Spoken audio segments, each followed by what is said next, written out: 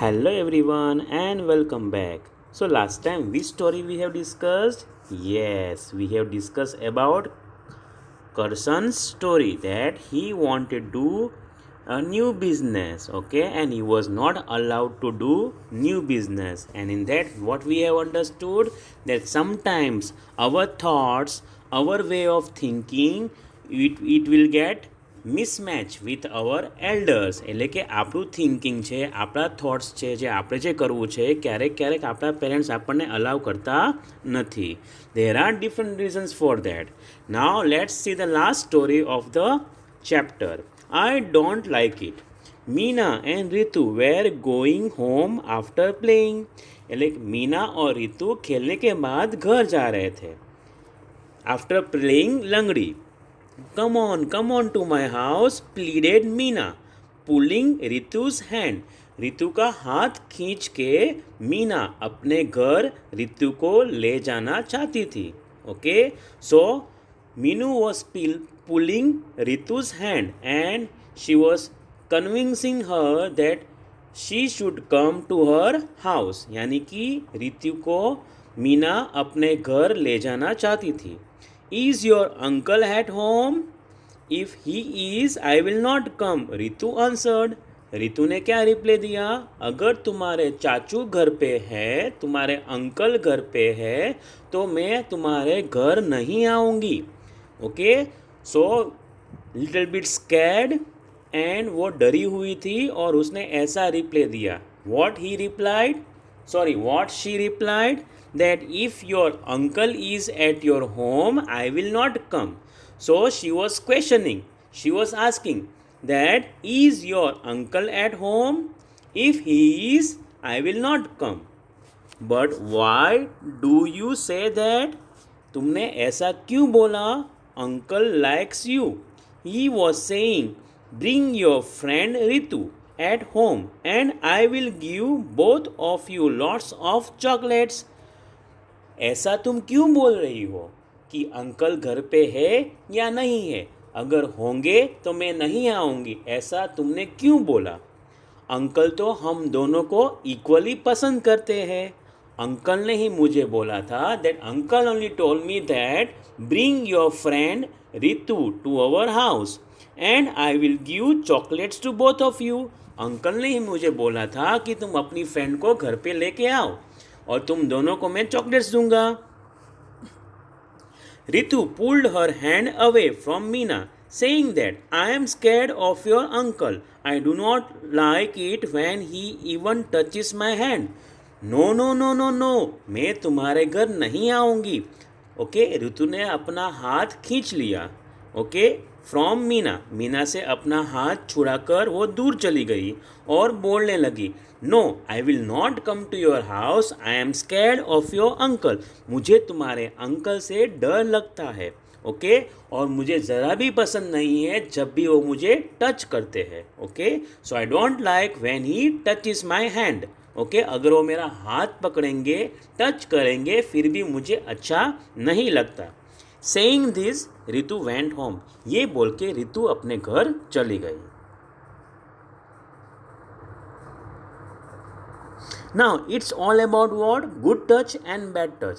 It is very serious and complicated topic to understand. Now, in a simple language, if I tell that what is the meaning of good touch? If somebody touches you, maybe unknown or known, and if you feel comfortable, if you feel happy, it is called good touch.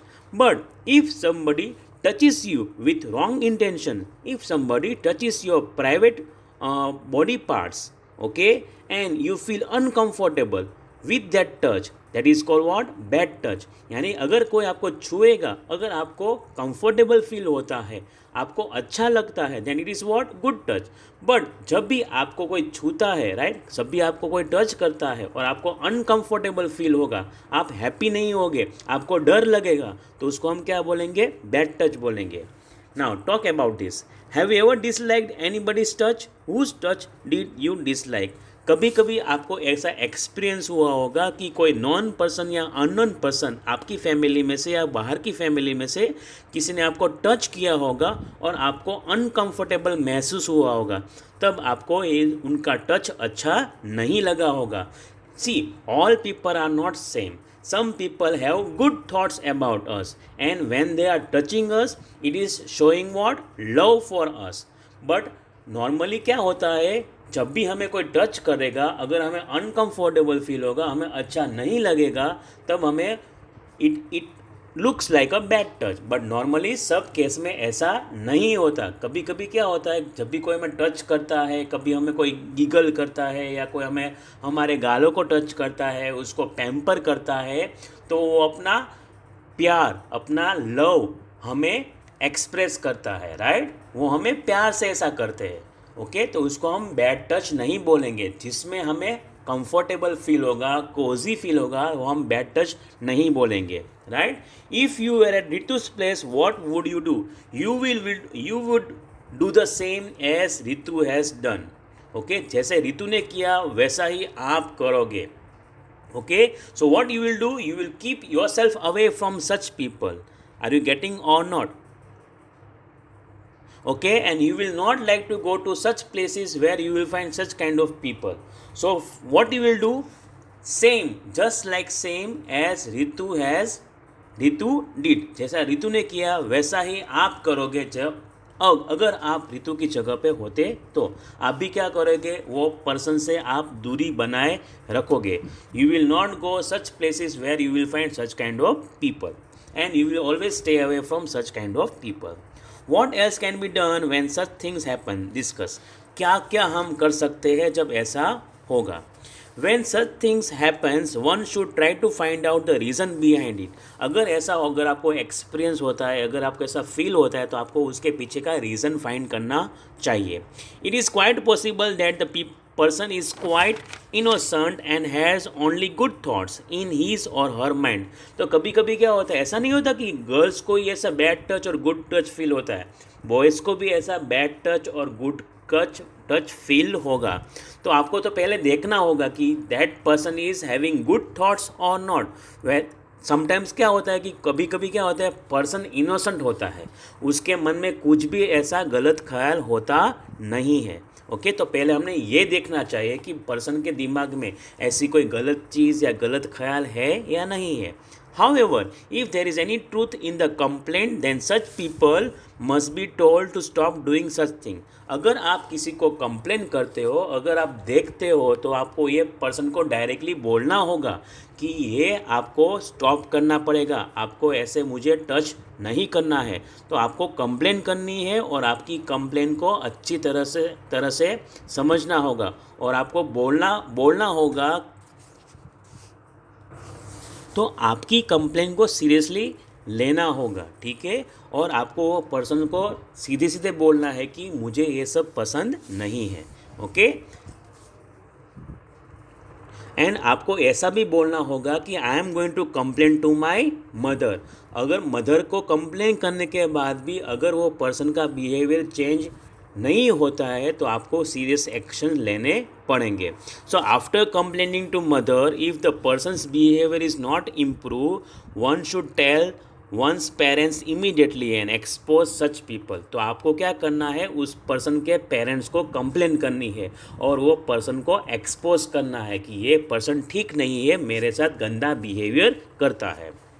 Now, everybody's touch is not the same. Ritu did not like it when Meena's uncle hold her hand, but she liked to hold Meena's hand. Why do you think there was this difference? यानी कि यहाँ पे difference क्या है, जब मीना रितु का hand touch करेगी या पकड़ेगी तो रितु को कोई प्रॉब्लम नहीं है, पर अगर मीना, हाँ, तो रितु को कोई प्रॉब्लम नहीं. अगर मीना के अंकल जो रितु का हाथ पकड़ेंगे तो यस, तो रितु को प्रॉब्लम होती है. Some people's outlook and their behaviour is not right और good. It may be possible that Meena's uncle was not good to look at, और his behaviour was not good और करेक्ट, यानी कि मीना के अंकल का बिहेवियर ठीक नहीं था. The behaviour of uncle was not good, right, and the uncle's thoughts were not good. That's why whenever Ritu's uncle, sorry, Meena's uncle holding the Ritu's hand, Ritu is feeling uncomfortable और उसको अच्छा नहीं लगता था.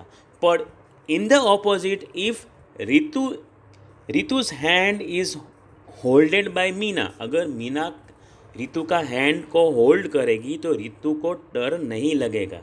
Okay, the reason is what, Ritu and Meena are friends. They play together, study together and are together for a lot of time. So Ritu likes to hold Meena's hand. Are you getting everyone? Yes और no? क्योंकि रितु और मीना दोनों friends है, best friends है, दोनों साथ में खाते हैं, साथ में खेलते हैं, साथ में पढ़ाई करते हैं, तो उनको अपने एक दूसरे के साथ ज़्यादा टाइम स्पेंड करते हैं और कोई भी प्रॉब्लम नहीं है. पर उनके ऑपोजिट में अगर रितु का हैंड अगर मीना के अंकल टच करेंगे या पकड़ेंगे तो रितु को अच्छा नहीं लगता. क्यों? क्योंकि रितु के नज़रिए में अंकल का बिहेवियर अच्छा नहीं है, अंकल के थॉट्स भी अच्छे नहीं है, और जब भी अंकल उसके हाथ पकड़ते हैं तब उसको कंफर्टेबल फील नहीं होता है. Are you getting everyone? So that is a difference. Fine. So I am ending my lecture here over here. Let's see what we are going to understand next time. Till then, tata and have a nice time.